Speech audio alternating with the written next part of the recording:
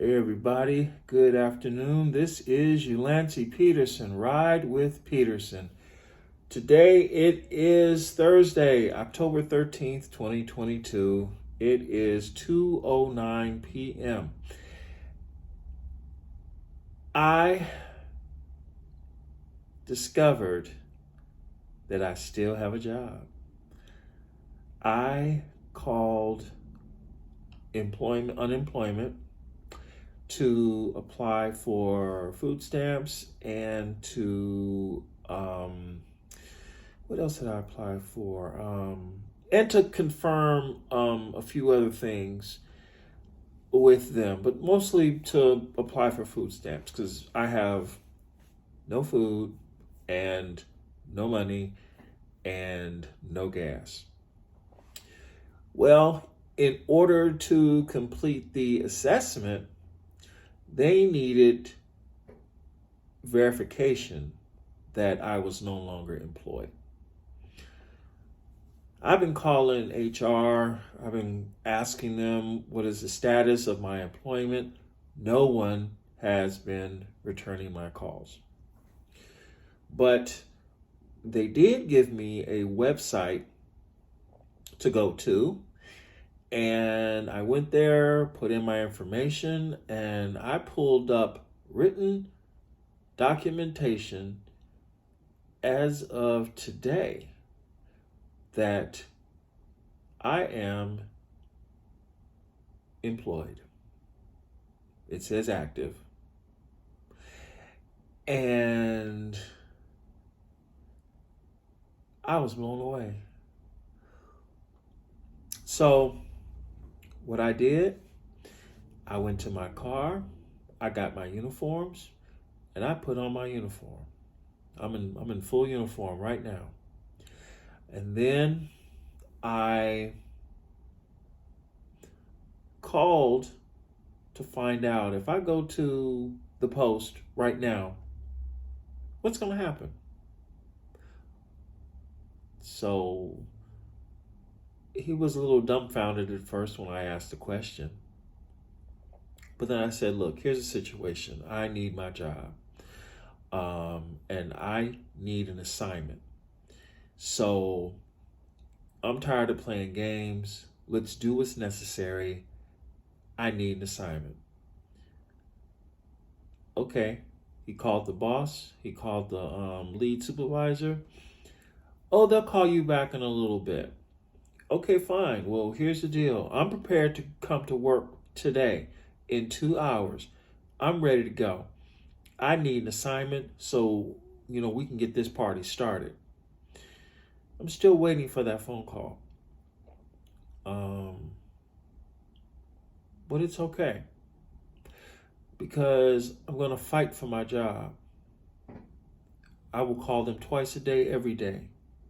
I will go downtown. I will do what it takes. But I need my job. I want my job.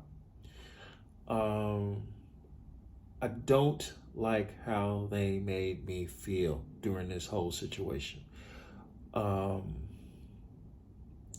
made me feel unwanted. And they made me feel like I'm a problem. I'm a bother.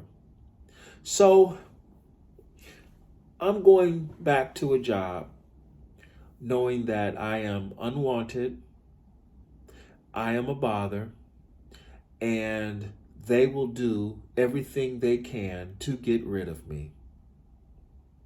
That's what I'm going back to because that's how bad my situation is. And I have to make a decision. And the decision is I have to go to this job, even if it hurts me, because it will hurt me.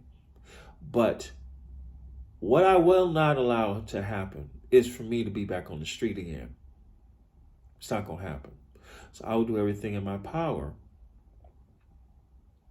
to get my job, to keep my job.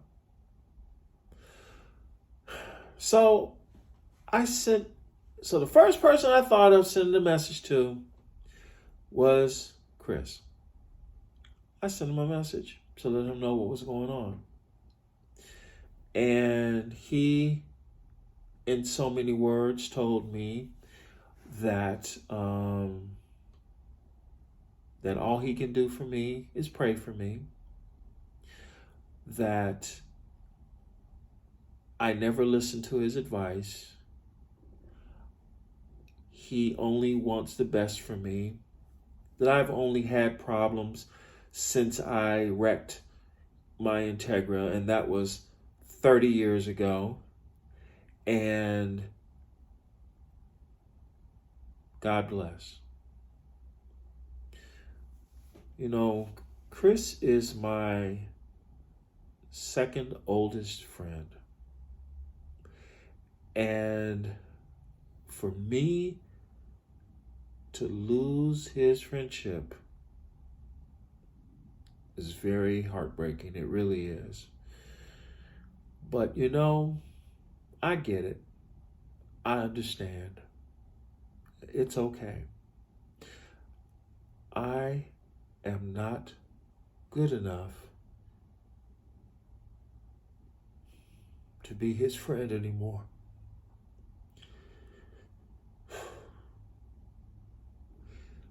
And it hurts, it really does. It's just now hitting me.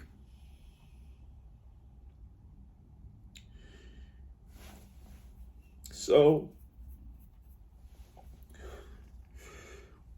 I'm moving on. It's okay. I've been told myself by so many people that I'm not good enough.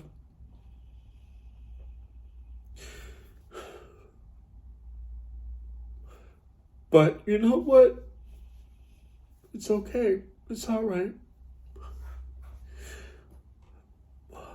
I'm not going to give up. I never will.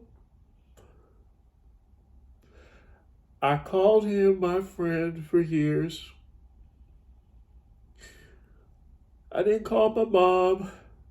I didn't call my dad. I didn't call my sister. I called Chris.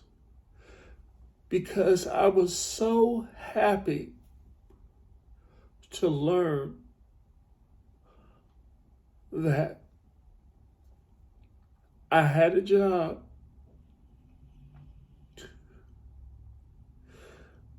And for him to turn his back, all I can say is I'm glad I do not owe him any money.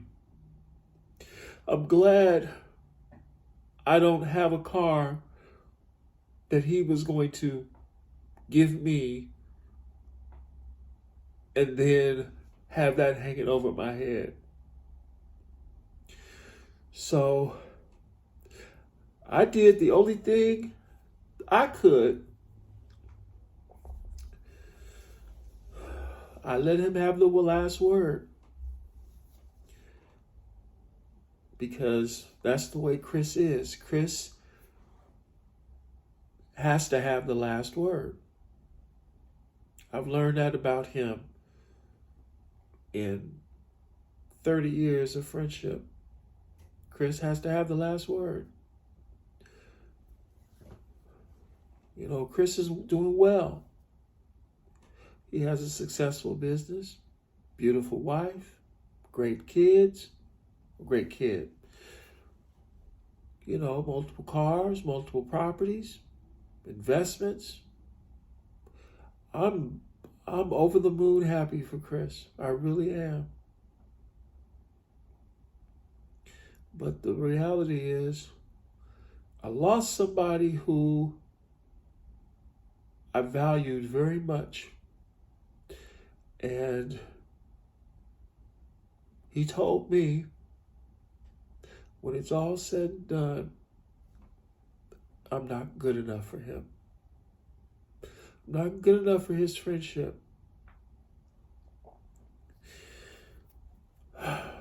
So, what I have decided to do is to bring this channel to an end. I'm going to go ahead and say goodbye, because about 6 people every 30 days are doing that. They're telling me that this isn't what they signed up for. They want to hear about rideshare. They want to know what I have to say about rideshare. And the reality is, I agree with them. You didn't come on this channel to hear about my problems. You did not come on this channel to watch me cry about losing a friend. You're here to hear me talk about something that I am no longer a part of and I no longer have a relevant voice for. And so, with a very heavy heart, Ride with Peterson is now over. Those of you who are interested in what is going on with me, when the time is right, I'll start another channel. I don't know what the name of that channel will be, but you'll find me. I'm not going to announce it. You'll just see me pop up in your feed. Maybe I'll talk about cars. Maybe I'll talk about the philosophical stuff I've learned over my lifetime.